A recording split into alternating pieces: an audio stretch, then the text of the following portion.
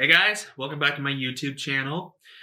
A few months ago, I posted a YouTube video outlining the 5 things that you should never say to an autistic person. And one of the things that I mentioned was telling a person that you know what it's like or that everybody is a little bit autistic in them. And I wanted to dive deeper into that as to why that is not something that you should say to a person. Earlier today, I came across Earlier today, I came across a forum on Reddit posted by someone, and the title of his forum or post was called I think everyone deals with a little bit of that. And I'll be sure to post a link to that forum in the description. But the reason why I wanted to dive into this topic and explain more about this is because the reason why I wanted to dive into this topic is because there's been so many instances where I'm trying to explain to someone, it can be either be like a friend or a supervisor, that I struggle with this or that due to being autistic. And the common response that I get from that person is, I get that, I can relate to that. I know what it's like. I struggle with that too. I've been in situations like that before.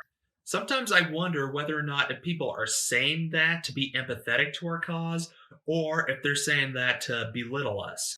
And what I mean by that is someone saying, oh yeah, that happens to me all the time, or I deal with this all the time and you don't see me struggling. Unless if you have the same exact disability as we do, you do not know what it's like to be autistic. I remember one time when I was working as a delivery driver for Domino's as a second part-time job, I came to my church support group and I was just so burnt out and exhausted that I was walking like an old man. And then I tell a friend of mine who's a senior citizen, I know what it's like to be old now. And then he's all, no, you don't. You don't have the first clue of what it's like to be old. And he also knew I was joking and that I didn't mean any offense by that. Now, I get it that people often mean well, but to say that you can relate to something when you really cannot can be very dismissive. Let's take an alcoholic, for instance. What are some of the characteristics of an alcoholic? Well, alcoholics have poor judgment, they have unfiltered behaviors, they are very depressed. They go through heavy fatigue. Now, I, of course, have experienced all those characteristics. I've made bad choices, still do. I've been fatigued many times due to being overwhelmed and exhausted by tasks and responsibilities and not sleeping properly. I went through a huge phase of depression when I was in grad school. I often have a tendency to speak without thinking, and that can be taken the wrong way. So with all that being said, does that mean I'm an alcoholic? No, it doesn't, because I did not experience all those behaviors due to drinking. Therefore, it would be absurd of me to say that I'm an alcoholic or that I know what it's like to be an alcoholic, even though I don't drink. Now, it's true that many people go through very similar trials and errors that autistic people do, but the nice thing about them not being autistic is that it's not as hard for them to recover from that and adapt.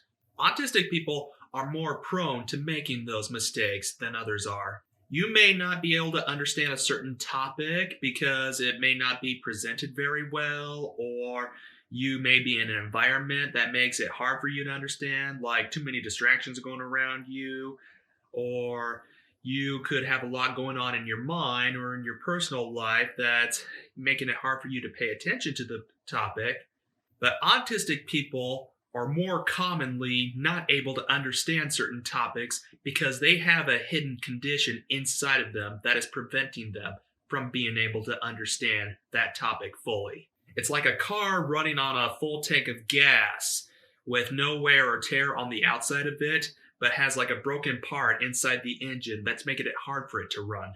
So that forum that I mentioned earlier on Reddit, I was scrolling through the comments section and I came across a comment, and that comment said, "Good, you understand.